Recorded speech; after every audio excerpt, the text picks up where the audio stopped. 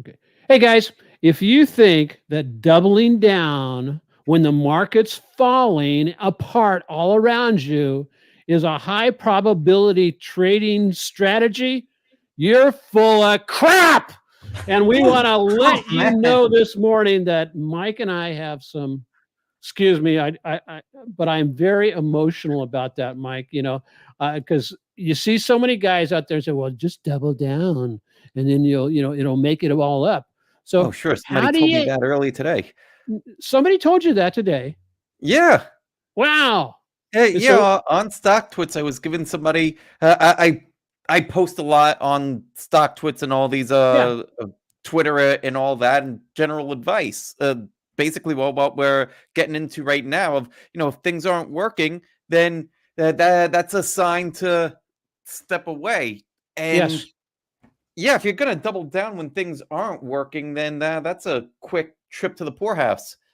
Yeah. What does it suggest to you when people do that? I mean, they basically, kind of have that almost cavalier kind of attitude. What does it tell you about them?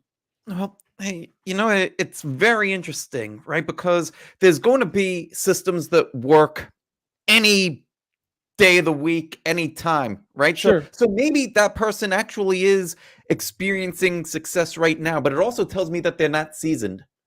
And the reason why it tells me that they're not seasoned is because everybody that's seasoned knows that sometimes your system's going to be working, sometimes your system is not going to be working. So for somebody to come out and be like, now is the time to be doubling down, well, how seasoned are you? Because you would know that that's not going to be the best advice for everybody.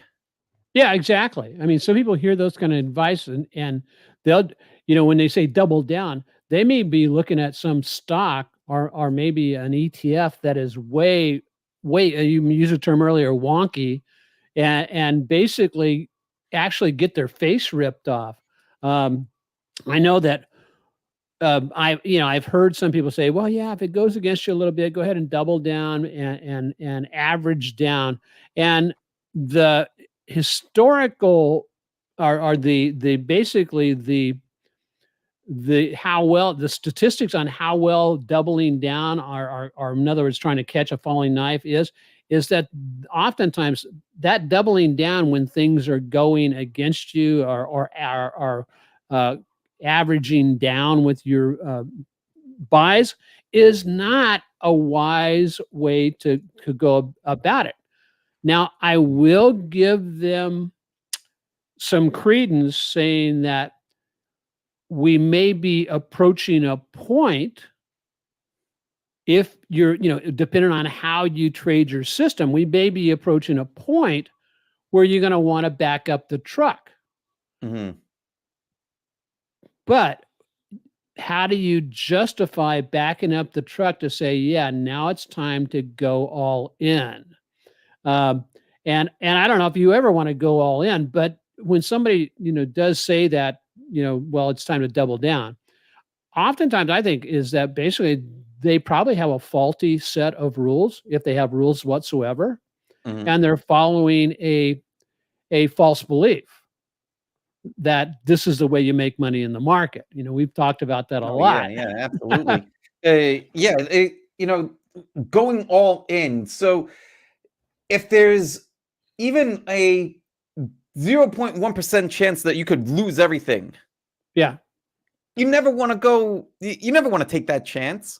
yeah, And you could just mitigate that by simply having a position sizing strategy where you could go in very heavy, but you're not risking blowing yourself up. You never yeah, want to risk the number one priority is risk management. Risk management means that you get to continuously play the game for as yes, long as possible. right, right. Yes, So sir. yeah, back up the truck. Yes, bet heavy. Go all in. No, Okay. bad idea.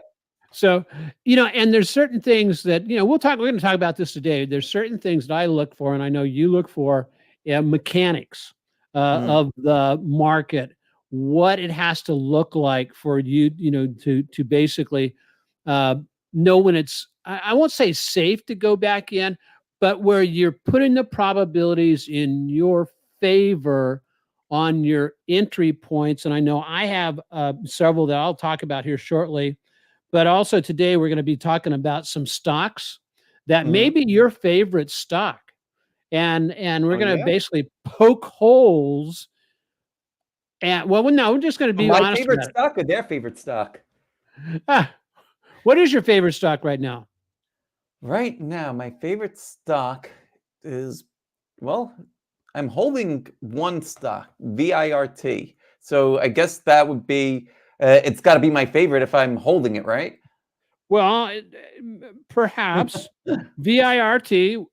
It's either your favorite stock or it just hasn't hit the parameters of your system to take you out of it yet. Yeah, I guess that part's true. Um, yeah, I've got that on my radar. I've got a couple of other ones on my radar. I have Kava on my radar. Yeah, We'll talk about some individual names yeah, later on, but Kava, and then then the favorites that people have. NVDA, Tesla, mm. um, Palantir. I think is how you pronounce that. Oh yeah, I P- saw a lot of people talking about Palantir on. Uh, yeah, PLTR, and some people may be thinking, "Oh man, PLTR just was brought into the S&P 500, and so it is getting a bounce." yeah, But look at that. It's up 13% right now. it's a news bounce, guys. It's a news bounce. It doesn't mean go ahead and jump on this. You have to look at the structure. I think one of the things that has to be evaluated is take a look at the structure, the price structure of both the price action, but then the momentum. And The the price action momentum. and momentum. Well, what do you Yeah, mean?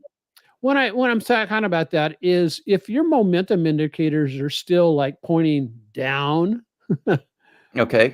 that is not the time to be, doubling down. That is not the time, even actually, to be making a trade.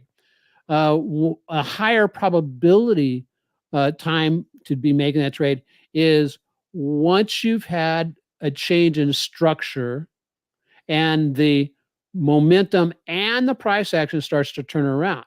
Because I know there's three to four things I look for with my system, and I to basically show me my setup.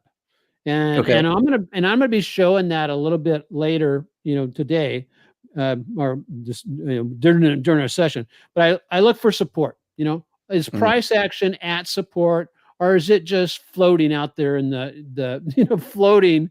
We've seen that where price will come down and kind of stop for a while, but then it'll just go and fall from there. So am I at strong support? That's one of the questions I Mhm. have to answer. Two, do I have a now this goes to price action. Do I have a candlestick reversal pattern at Mhm. support? Right. And then do I have a momentum shift where the momentum is shifted back to to moving back up? And I use a couple of momentum indicators. I use the true strength index, and I will also occasionally look at the relative strength indicator. Mhm. Both of them will show us patterns, which I'll show a little bit later here, that if you learn to interpret these patterns, it will help you to be more patient in waiting for the bottom. And then Mm. last but not least, and I'm going to show one other indicator that is amazing for um, showing when things are likely to turn around. Out of the past 6 bounces we've had in like TQQ, this indicator correctly predicted 5 out of 6 of them. So you guys want to hang around and go tell your friends to tune in because we're going to be covering that a little bit later. But what about you, Mike? How do what about your system? How do basically, I know you've got a screen to share with us. When the market is weak, and we have to agree the market's weak, how do you gauge your enthusiasm for getting back in, and Mhm. how do you deal with I know you spend a lot of time on, not a lot of time, but you are very active on other areas in social media. When somebody does say to you, that's time to, double down and all that kind of stuff, what do you fall back on? And I know you have a chart you're going to show everybody. I don't know if this is the Yeah, right sure. time for that. Let's bring it up because I think that it'll be helpful for Okay. people to see this. So this Right, chart you got to here. hold on a second. We got to Are share you it. yeah, are you able to? Maybe I have to share it. Let's see if this is the right one here. Yep, There you go. there it is. Perfect. So this one shows up in the trading mind wheel, and I've also replicated it in my new book, the Trading Success Blueprint. So I think that there's three lenses that I find to be very helpful to tell me if I should be stepping on the gas, hitting the brake, or proceeding with caution. And it's these three lenses here. So, well, what I'm looking for is for these three to be in alignment to say, okay, all systems go, hit the gas. So think of Right. it like you're going to the market, right? Let's say that you're going grocery shopping and you're getting ready to hop in the car. What's the weather like outside? Is it a nice, beautiful day like we've got here in Long Island right now? Or is it more along the lines of you're in the middle of a hurricane, right? It might Yeah. not be a great time to go shopping if it's a hurricane outside. Then you get to the market and you go into the store, and let's say that you're trying to find some cucumbers. Okay. Right? You're making a nice salad. And so you walk up and down the produce aisle and they're out. Well, it's not a great time to buy cucumbers, right? You're not going to just go somewhere else and buy some other merchandise that you're not interested in. So, what's your system telling you? How much opportunity there is, and what's the quality of that opportunity? So, let's say that you find the cucumbers and they look nice and fresh, so you buy some. Then you take them home and you find out, they're moldy. That's your personal performance.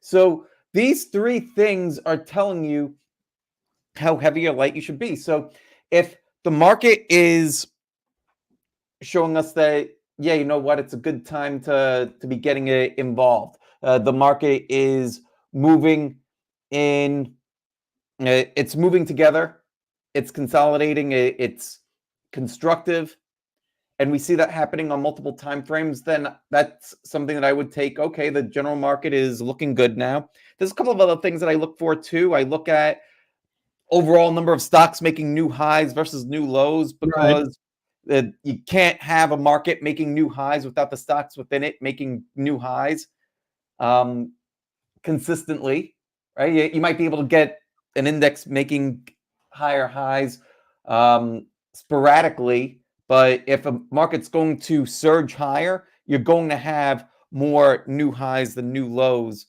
over a longer period of time. So if I see that happening in the general market, great. Then I'm going to look at my system, and I'm going to look at, well, how many stocks are passing my screens, and of the stocks that I'm seeing pass the screens, how many of the setups that I'm looking for are present, and are they quality? Right. So that's giving me more feedback. And let's say that we find a bunch of those, great, then that might be a green condition. Then I take a look at my personal performance, because if the stocks that I've selected are doing great, then that's telling me, hey, you've done well. Here's your profits. Now you could continue to bet even heavier. If I don't, right, that if my performance is telling me, oh, you selected the best stock that you thought was out there, and it's not working, then that's also giving me feedback. Yes. Yeah. So this whole thing is a big feedback system to tell Yeah. me, should I be getting heavy? Should I not be getting heavy? Should I be cautious? And right now, it's telling me to be cautious. Yeah. And most of the reason is because of the general market and the system. The general market shifted where there's more new lows outpacing new highs, so that's a big red flag for me. And as Right far as on. the system goes, I'm not finding very many setups, and stocks passing my screens got dramatically smaller. So Yeah. that's Oh telling me gosh. that, Yeah. you know what, Yeah. now's the time to wait. I agree. And so, yeah, it's so funny that you say that, Mike, especially like right now, with mine utilizing the same, same, um, three lenses that you're talking about. N The my system's acting the way it should act. It basically is taking me out of trades, you know, at particular stop losses, getting me out as the market is continuing to weaken. So I'm basically right now flat the market. I have Mhm, no trades on whatsoever. And the system took me out of that.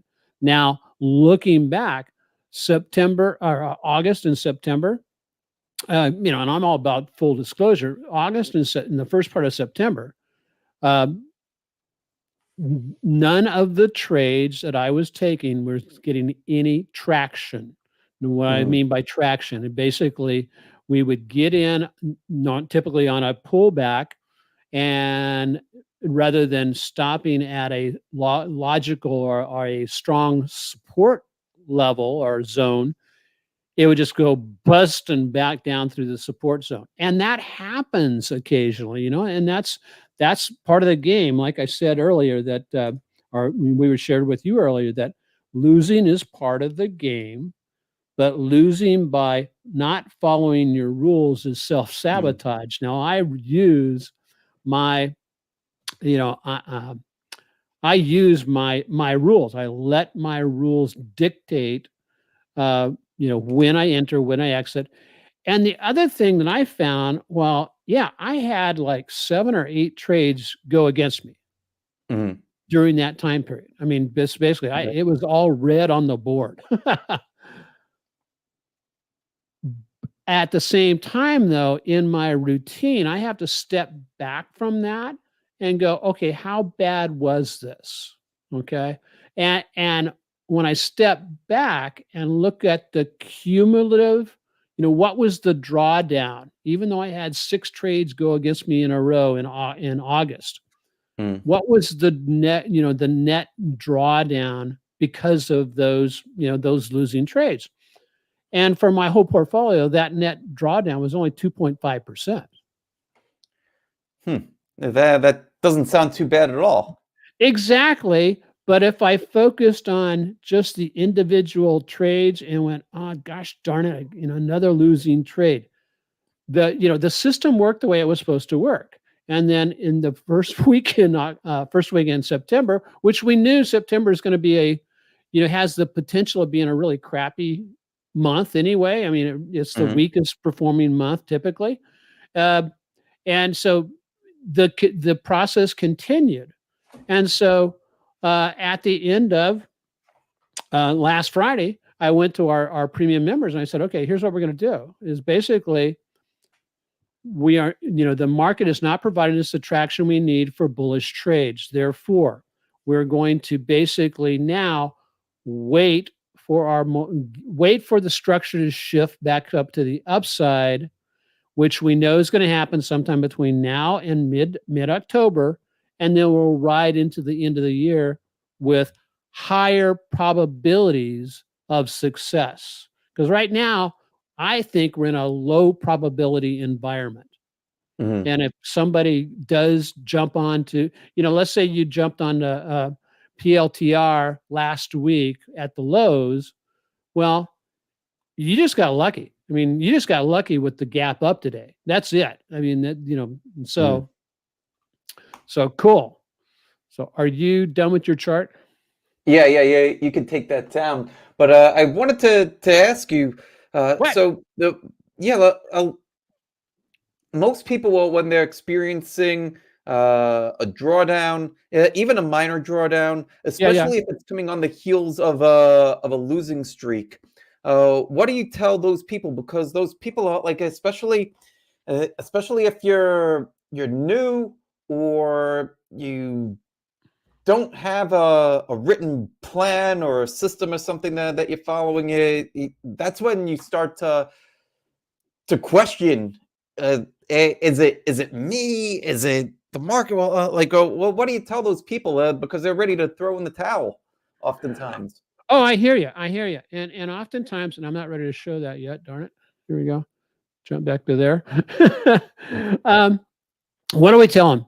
Is one, I want to ask them questions first. I want to ask them questions about, okay, you know, are you, are you trading my process? Are you trading my system?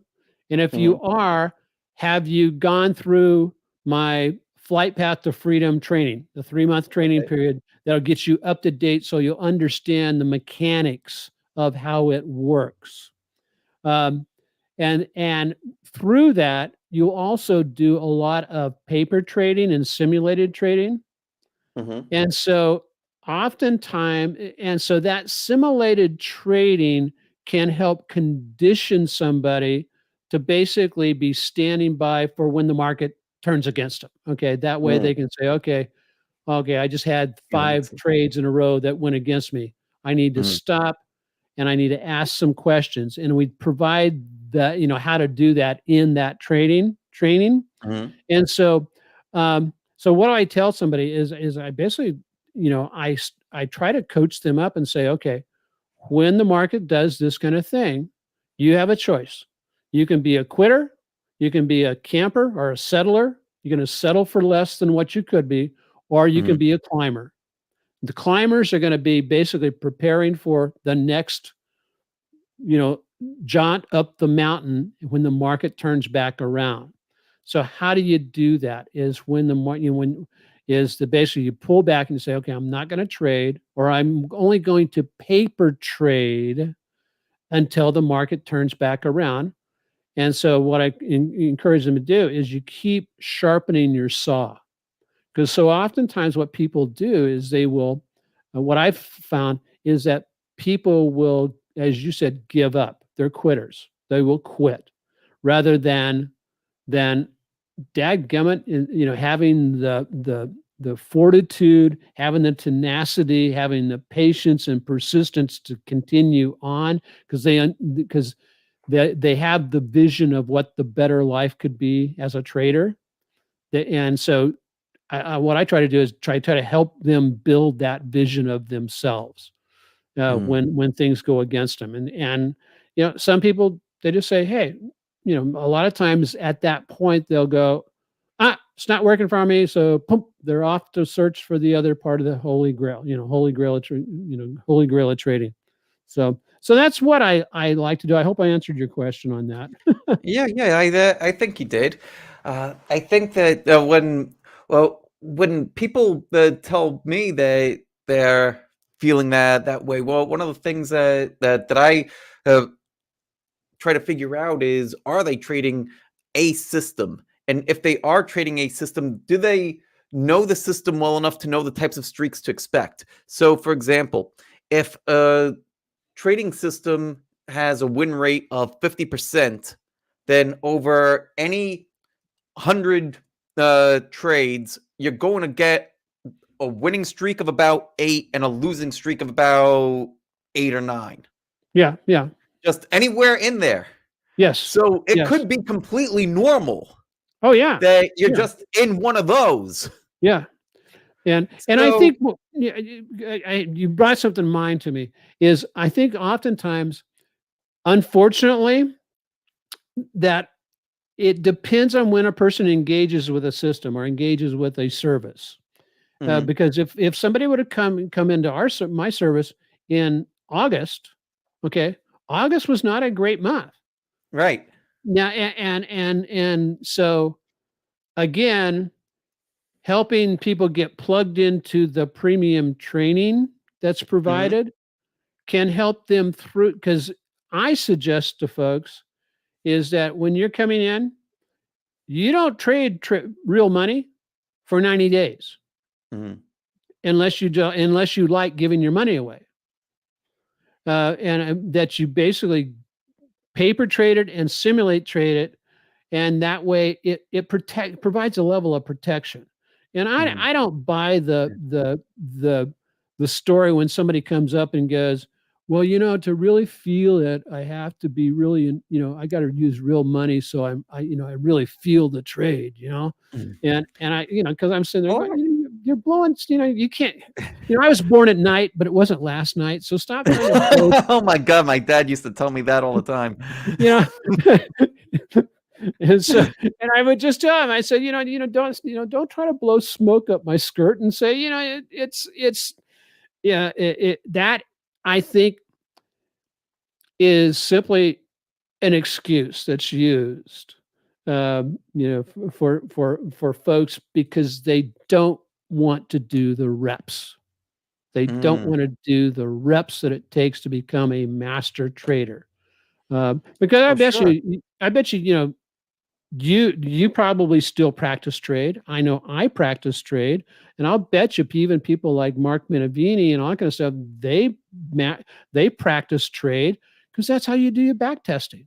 When you're trying to test something out, you don't go in there and throw all your money at something you're just trying to test out. Oh, Yeah. sure. I just got back from Myrtle Beach. Mark and I went out and had dinner. He Oh, told me that he still practices to this day. yeah. Right? And so, He's still learning to this day. He's yeah, been trading for 40 years. yeah, The won championships. yeah. It's people think that they're going to be overnight success. It's not going to happen. And What? Yeah. You know that thing, I just throw this out, but that thing about, success leaves clues.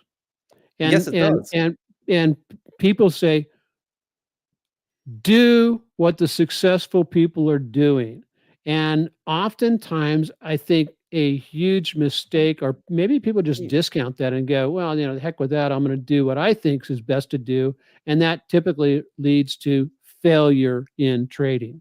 Well, one of the things I think that people see too is people see the like they take a look at you, they take a look at Mark, maybe somebody takes a look at me every once and again, and they see our chapter 30, and they're comparing our chapter 30 to their chapter 1, and Yeah, right on. wondering, well, where's the disconnect? Yeah. Well, It's look at it's somebody called else's chapter 1. it's called Start 30 at the years of beginning. it's called 30 years of experience. Although we do have ways now to accelerate that learning. I believe if somebody goes through my 90-day training program, it will bring to the point where they can be a consistently successful trader. Mhm. Are they done with their education at that point? No. And so you have to continue on with. I'm still learning. You know what I was doing this weekend? What were you I doing?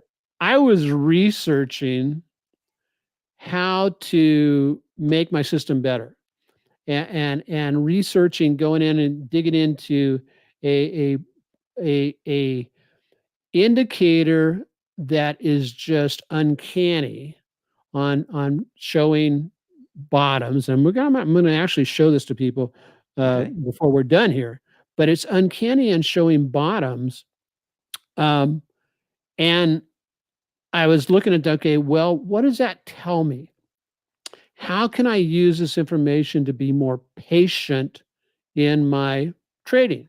And so Mhm. let me answer a question Okay. from Evelyn. Would you still be in TQQ with the 850? Yeah, I just use the 850, not from so much from a crossing perspective. Mhm. Help me Evelyn, out here. What does that mean, the 850? uh, uh, eight 8 day or 8 period EMA, Ah, okay. and a 50 period EMA. She was saying that she uses the 510.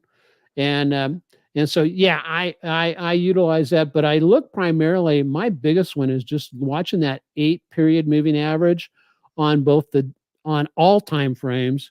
It works exceptionally well on the weekly. It works exceptionally well on the daily. And when I throw in that and use that with the TSI, the True Strength Index, it provides some really great signals. So, would I still be in TQQ? No, TQQ broke, and Mm. we'll go over that a little bit later today, or shortly. So, great discussion, Mike. Any questions from the folks out there? Thank you so much for contributing, and out there on who are Yeah. watching the session. And Evelyn's joining us from. She must be joining us from on YouTube. Okay. So, Mike, how did you deal with the person who basically said to double down? I mean, what did The did you just I basically, actually hope that person is listening now, right? Because if you're doubling down and you're in the middle of a losing streak, you don't know how long that losing streak is going to yeah, be. Maybe yeah, it's a losing streak of 2 trades, 4 trades, 6 trades. You're not exactly sure when it's going to end. And like yeah, we mentioned before, if you're a 50-50 trader, you have a win rate of 50%, then that means that anywhere in a span of 100 trades, you will have a losing streak somewhere in the ballpark of 8 losses in a row. So, do you want to continuously double down if that's the case? Absolutely not. You want to be yeah, doubling down when you're on your winning streak. This is what's called progressive exposure. I yeah, talk about it in my book, and it's something that I learned from Mark Minervini, and also from Van Tharp in his book too.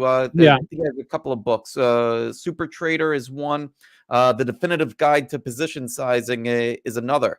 And so yes, you end up rolling your profits into the next trade. So you're financing your risk as you're building your size. right, right, right, Trading is a game that works in streaks. The market is going to work in streaks too. So, yes, well, when you're getting an uptrend and you start to see stocks consolidating and tightening up and then starting to break out, you're likely to start to see those happening in bunches. So, when you have a couple of wins, you take those profits, you put it into the next trades, then you have larger sizes when you're more likely to start to get that kind of momentum going for yourself.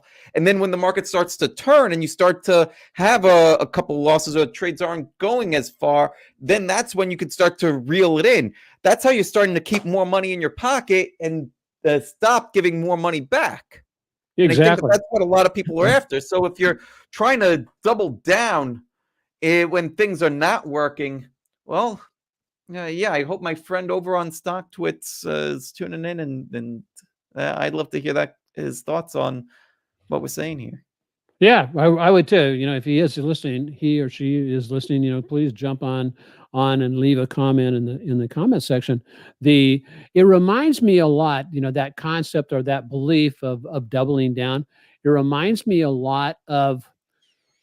I've run into so many and coached so many traders who want to jump immediately. They've learned a little bit about how to trade stocks and they want to jump immediately over into the leveraged aspect of trading options.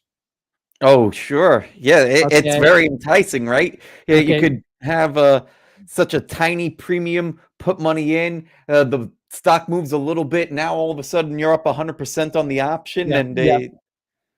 Bingo, bango. And what I would tell them, and that's one of the reasons how I designed my system and built it was that I basically came back and says, guys, you're when you focus on strategies rather than understanding your system, you're going to basically run into problem because strategies should be supported by a strong system. Okay, does that Mhm. make sense? In other words, your system tells you when to enter, when to exit, that type of thing, what you're going to be trading, answers all the questions, the variables. And then your strategy is what you place on top. That being either buying a stock, buying an ETF, trading the leverage ETFs, or trading options. And so the folks I see, they go, why am I not succeeding trading options? Because better leverage and all that kind of stuff. I go, well, you're probably not succeeding trading options because you were never successful trading stocks. Mm. And in other words, you didn't establish winning habits. And you establish your winning habits by learning how to trade stocks slash ETFs off your basic system. Does that make sense? I Oh, mean, sure. Before you jump into a supercar or a NASCAR or something like that, you've got to learn how to drive the one at the student drivers yeah, that they're yeah, giving you. yeah. You have to learn how to drive the beater before you can drive the Lamborghini. Yeah, the beater. Yeah, yeah. Over in Hawaii, they call uh, a lot of the military guys over here, guys and gals, they will buy older vehicles, that Okay. have been multi-owner by people just on island, and they call them beaters because Oh, you don't care if somebody runs into it, you don't care if somebody, beats it with a hammer, it's okay, you don't care, and well, so they call. Melissa had Yeah. a car like that. We called it Death Trap when we first met. and so and so we call them beaters. And so, okay, hey, let's go ahead and start taking a look at a couple of stocks of interest, Mike, Yeah, because okay. I think this has been a good topic. Let's take a couple look at a couple of stocks of interest, and let's jump over here and start with. Let me just make sure. Yeah, that'll work. Nah, I don't want that. I want that one. There we go. No, there we go. Let's blow this up. Let's start with PLTR. Okay, PLTR, guys. What I'm seeing with now, Mike, have you been trading PLTR? I have not. Okay. We have been watching this for quite some time. I'm trying to get this to the right. There, it's a little bit better.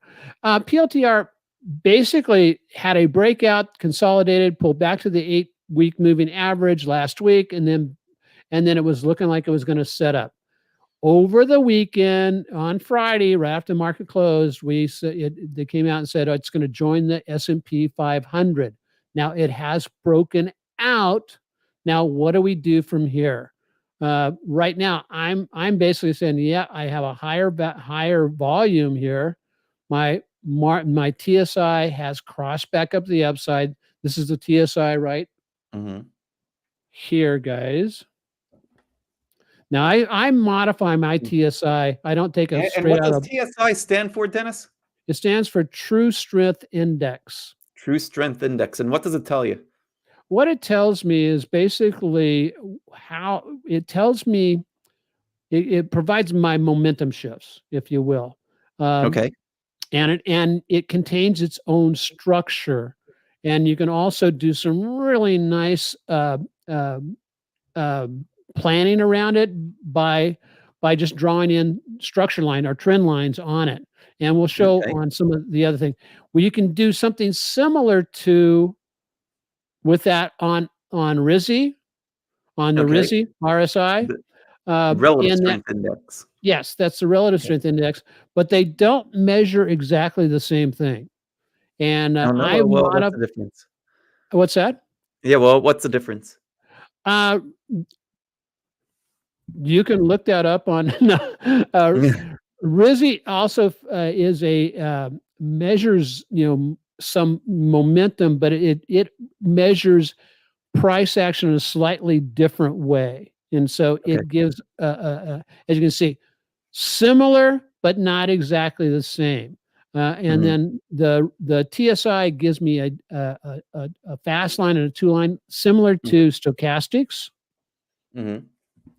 And what I'm looking, but the triggers are very, very similar. In other words, when RSI drops below the 70 line, that's typically a negative sign. And it also does nice little like head and shoulders patterns like you see here, and it drops below the 70 line. And if it's below the 70 line, that's typically a sign of weakness for the individual indicator. Mm-hmm. I like kind of like comparing both of these, and I'll show you what I've got going on over here on the weekly chart. Let me blow this away real quick. Oops, there we go. There's that. So as you look over on the weekly chart, one of the things you can do is just basically, if you are waiting, you can start drawing in these lines, trend lines. And like Mm-hmm. here, my trend line, we basically on a weekly chart, you can do this on a daily chart too, but notice when my structure on my downtrending momentum broke, it was very soon after that I had my reversal here on PLTR. And on a weekly chart, that PLTR reversal led to a nice little return of about 50%. Awesome stuff. I can also lay in, I love to lay in the doubles here. Like Mm-hmm. there's a really nice one on on the RSI, and notice RSI, it hit right here. Now, TSI hit here, but it crossed right there, almost identical times. So you know it's measuring something that's very similar. So once it crossed, that can be a trigger to say, okay, hey, I want to start jumping on a potential trade. I look back here and I said, did I have a candlestick reversal signal at this support level? Which the support level basically goes back to this breakout area. And yes, I did. I had a very large bullish harami right here on this week. And I think if you're going to be trading more longer term, if you can learn to trade the weeklies and trade them off of the 8-period moving average, this is the 8-week, and then down here I have the this is the 200, and I also have, do I have that in there? We'll have to look at another stock. I'll look at the 40-week moving average on the weekly chart, which corresponds to the 100-day moving average. The 8-day is 8-week is really darn close to the 34 and 50-day moving average you see over here on the weekly. So on PLTR, nice move up, but I'll be watching this. Now that I have a gap up, Mike, that gap is a strong level of support. So I'll see if we get a pullback towards about 32.70, and that would give us a potential move in. So I kind of like that. And so this would be a strong stock to watch once the market decides to turn around. So you had mentioned earlier Kava. What's your take on Kava? Kava's one that I saw that was setting up in a pullback buy over the weekend. Yeah. And it was good, not great. The reason why I was saying that it was good, not great, is because lots of momentum. Lots of momentum. That's something that I like, especially after earnings. Also after earnings, right? And I'm looking this way rather than looking at your chart, because that's just where I've got my charts up on this other screen. But pulls back, low volume pullback, which I also like. And as it's pulling back on lower volume, the volatility is starting to contract, which I also like. It's a sign that people are not eager to give up the stock, especially as it just broke out to fresh highs. And it started to consolidate around the 10-day exponential moving average. That's the one that I like to look at and keep on my charts. So it started to break out on Thursday of last week off the 10 EMA. Then on Friday, it pulled back a little bit, and it still held the breakout. So this morning, I was looking for a follow through, and so far it's followed through pretty well. But the thing that talked a lot about things that I like. Other things, it's a market leader at this point, and it's also a group leader. Been a leader several times. The relative strength line, not to be confused with the RSI, but the relative strength versus the S&P 500, that's breaking out ahead of price. That's something that tells me that it's a leader. How is it a leader? Well, it's beating the market just by looking at this line. So are you buying this right here, or does it have, what's your trigger to actually buy? The trigger to take a look at it was getting above Friday's high, which it did. That alert went off early this morning. So for anybody that was looking to take this trade, a couple of our members typed into the chat that they were interested. I think a few of them took it. Was to enter above 118.42, right? So that's the alert. So you're going in, checking it out, and that's where your first spot that you might want to buy. Well, with keeping a stop, I would say the lowest place for a stop would be below Friday's low. So right at around 112.90. I like to keep it a little bit below the low of the day. So that gives you the low of the day plus the 10-day exponential moving average, Okay. which it's been holding. But I actually think that you might be able to, at this point, tighten up your stop and even getting to break even, given Mm, how prices run up already. Because if price were to reverse at this point, that would be abnormal behavior, at least as far as yeah. the types of things that I look at. And that's really, rather than just talking about tactics, I think that the methodology is basically go for the higher probability trade, right? Well, when you try to find that, hey, I've got a Right. pair of aces, that's where I want to start to place my bets, and then get that initial risk that you put on off the table as quickly as possible. Okay. Now you're playing Yeah. with the house's money, and And that's the idea. so yeah, okay, cool. So yeah, Kava. I Well, what do you think about this one? well, here's what I'm seeing. Okay, Good, I'm bad, seeing a couple. otherwise? Uh Yeah, good, what's bad, or that? otherwise. I want to hear everything. Okay. I'm here to learn. Yeah, what I'm looking at on Kava right now is we're pushing. I think that it has a test that it has to go through, and I think the test on Kava is going to be the closer it gets to this high right here, Yeah, the prior peak. the prior Yep. peak. Now right now, what I'm seeing is that it's got a ways to go to get up there, but that's where it's going to have its big test. Mm-hmm. I Yep. would like to see as it starts to move up, when does volume kick in? Okay, right now. And I can't take the volume on, from Monday, we're just getting started with the market today. So so what's the volume doing? I'm getting a nice push up off the 8. And so I really like it from the aspect of this is a very nice uh, horizontal flag Mm-hmm. across here, and that oftentimes is a strong bullish signal. So that's Mm-hmm. positive. The one I won't call one reason for concern is that I'm getting negative divergence here on my momentum as I'm pulling up to new highs. And Now that's a weekly. this is the weekly. Okay. Um, and also as we're pushing back up towards the high, look what's happened on the RISI. The RISI has also given us a little bit of negative divergence here, but clearly negative divergence here. We'll know more by the end Interesting. of the day.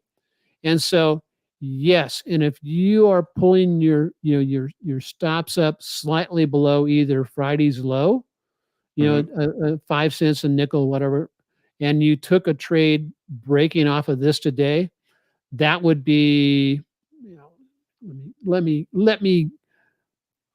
grab that. You're looking at, again, what does your rule say? But if I took Friday's low and I was buying it right here, yeah, I'd be about Mm-hmm. a risk of about 7.6%.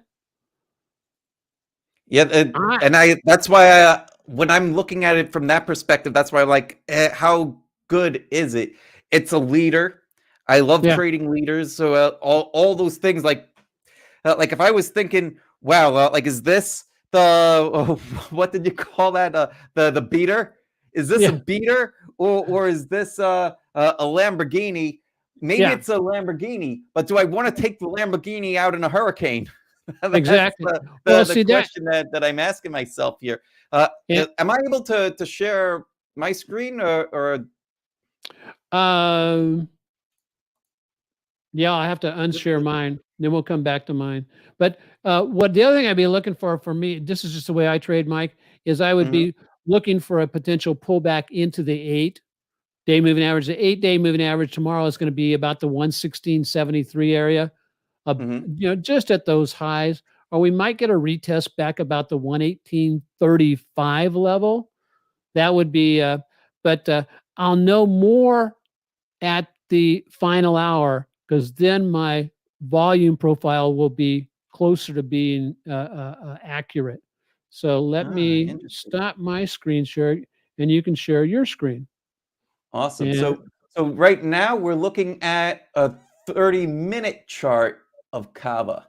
And so I my time frame is I'm a swing trader, and most of my winning trades tend to be held on average 20 days or so for the winners. So Yeah. sometimes they go a little bit longer, sometimes a little bit shorter, but on average about 20 days.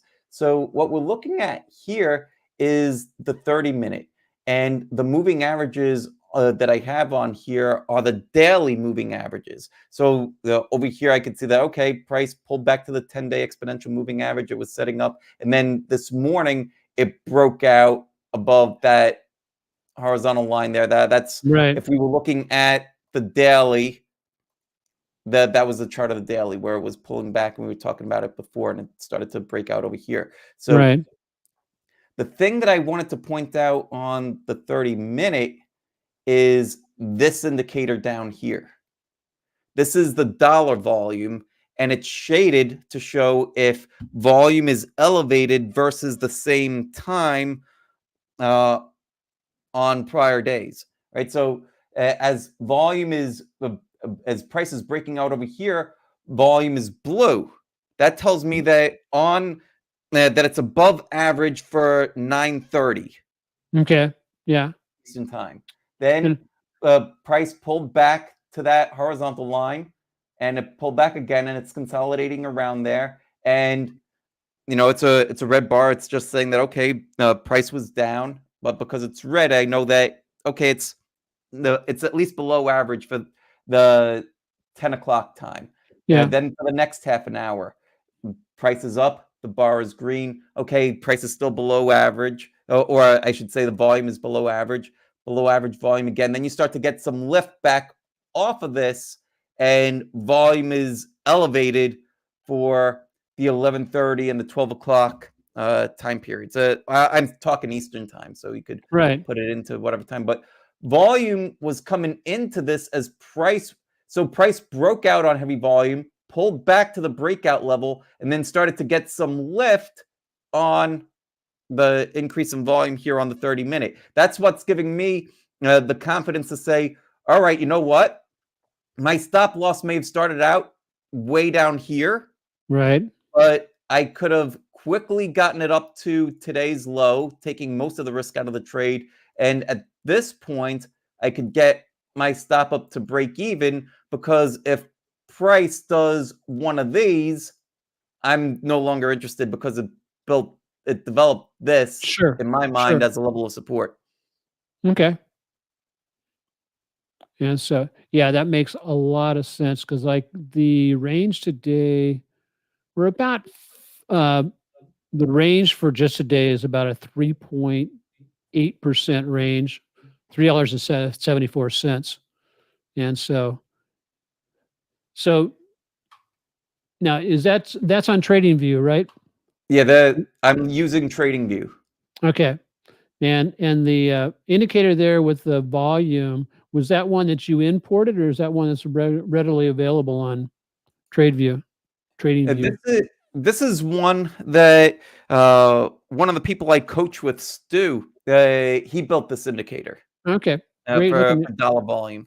And It's super helpful just to know if something's above average or below average. So that way you can see, oh, price is breaking out on above average volume, or price yeah, is falling on above average volume. And so it helps you know uh, where the money's flowing. okay, got it.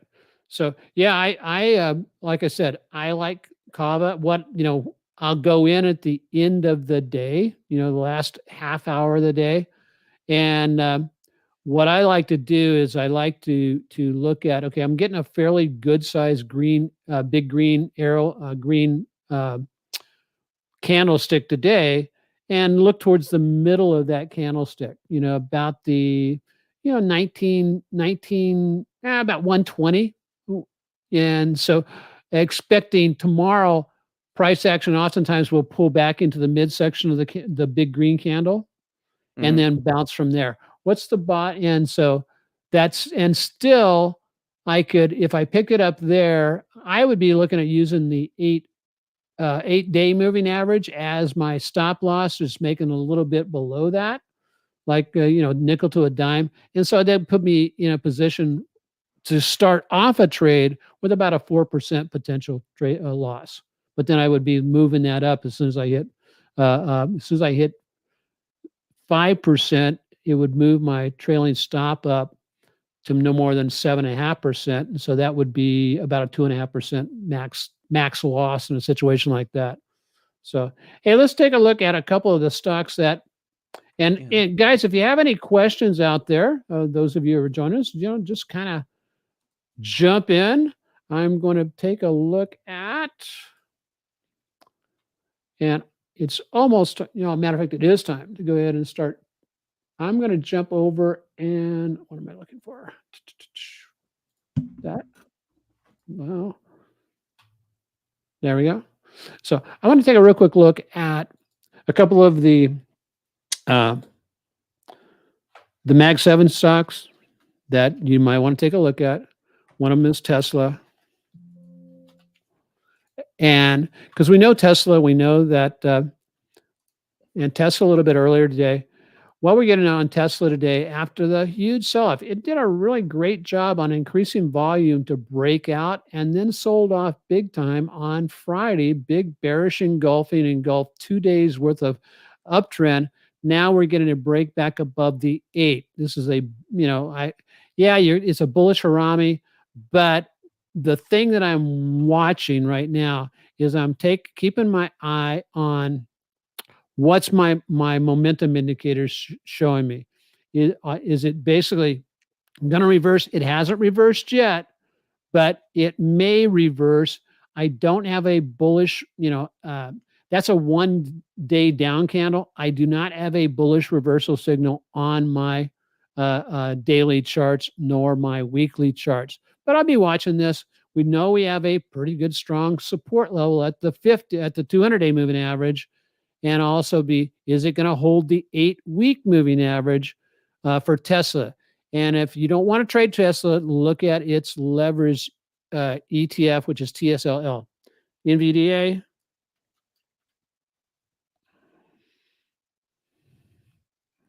Similar type of situation. We are getting a nice bullish harami and it looks like things are getting ready to turn back around. Note, though, we've had a bearish cross on the 8 and the 50 and the 8.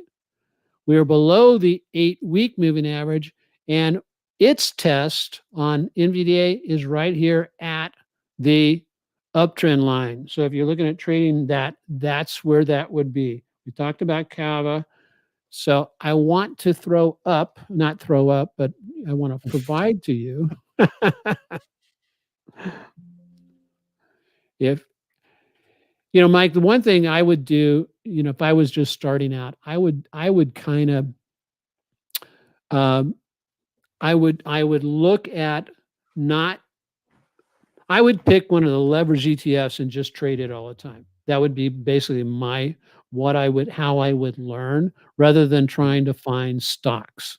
Now, this is TQQQ.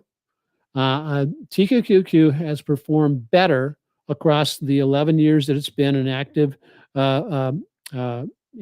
trading, compounded better than any of the other index leverage ETFs. And it compounds out over the last, like I said, going back to 2011, it compounds out at better than 100% per year. Now, when I say compounding, holding or how? No, kind of compounding. So you're going to trade it somewhere between 4 to 6 times per year. Okay. And I'm going to just give you a little nibble on how do you time this sucker, though.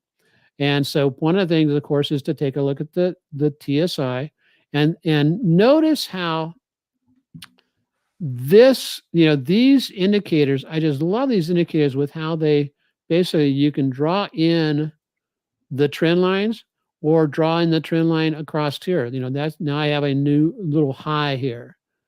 Mm-hmm. And once it breaks out above that, then that's typically your clue to go, I want to be in this trade. Notice if you're trading off of the RISI, it dropped below the 30 line and then broke back up right in here.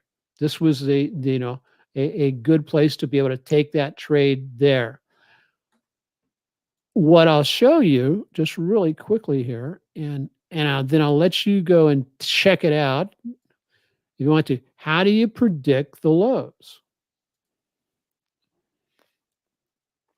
And I will do a video on this sometime this week, I think, and I'll post that over to the YouTube channel. But how do you predict the lows? And I utilize this indicator right here. The percentage of stocks above their 20-day moving average. And it has two levels on it. It has above 70 is considered overbought. It doesn't give you a really great reversal pattern off of the overbought condition. However, below 30 is the oversold condition. And when it drops below 30, that oftentimes gives us and just watch it, just keep your eye on it, check on it on a daily basis. And you'll see right there on August 5th, I had a low on this. And if I go back, can you see that okay? Hope you can. Right there on August 5th, I had a low. Well, what does that correspond to? And then I'll just check a couple of them. Here on April, actually here in June, I had another low, but back in April, I had a really low. And what I've been utilizing this for over 10 years, and it's really, like I said, uncanny with how well it predicts where things reverse.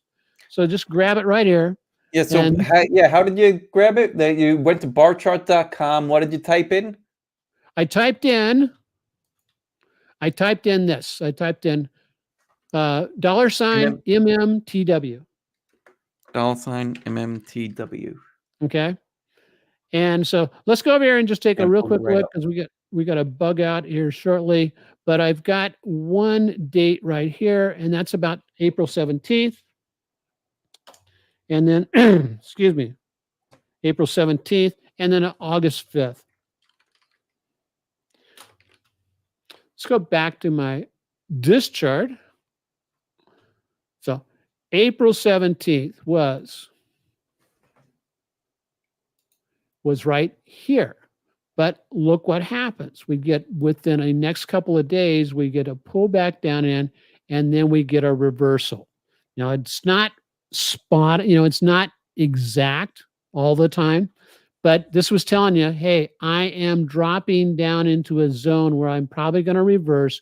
It does not spend a lot of time below the 30% level. And then what was my other date? August 5th. And what day is that? That is August 5th, right square dab at the low for that period, which gave me an opportunity to take advantage of this run up to here.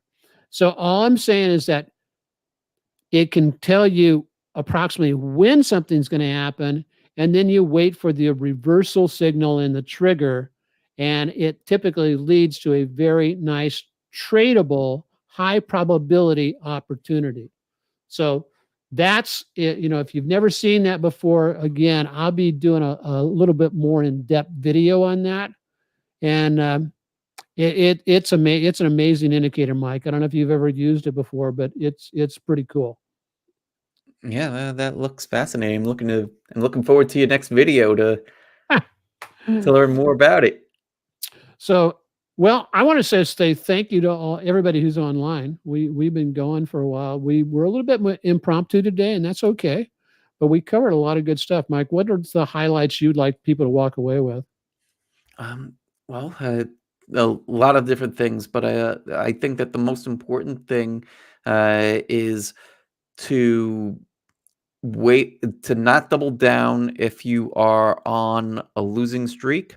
Okay. I think that if the time to be betting heavy is when things are working, and you always want to manage risk. You always want to manage risk. The name of the game is to get that initial risk off the table as soon as you can, and then play with the house's money. Let the house's money be the thing that drives your equity curve. Because if you're doubling down with your own money, then that's how you could dig yourself into a deeper and deeper and deeper hole. Yeah. Wait for things to work. Use the house's money to start to leverage up, and keep your capital in your pocket as much as you can. Yeah. I agree with that wholeheartedly. And my suggestion is basically learn how to focus on on high probability trades Mhm. and setups, um, because oftentimes, and I get it, because people are going to take this little thing that I just shared with them, and they're going to take the TSI or the RISI and all that kind of stuff, and there's just great, just compelling pull to say, well, it's pointed down. I know it's going to bounce back up, and that to use that as your trigger to get back in. And no, no, no, no, that's not your trigger to get back in or start trading. That's a low probability way to do it. You want to wait for those momentum indicators and price action to start curving back up. That tells you that you're on the proper side of momentum. Um, and then you can jump on it from there. And then what are some of your confirming factors is, well, if my momentum is shifted, it shouldn't take me long to get back above the 8 period moving average or the 10 period moving average, and then Mhm. it shouldn't take me that long to get back up above the 50. And if I get back above the 50, buckle up, because you're probably going to go on a longer run. Mhm. Sound good? Sounds great. Okay. So, hey guys, remember to join us next week. I'm going to be on the road in California, or I'm going to be in Idaho next Monday. But Mike and I are going to be putting together a great show for you. If you have any suggestions, just send us some notes and let us know what you would like to see us cover. We're going to still continue to debunk the market myths with trading truths. So, aloha. God bless everybody. Bye, everybody.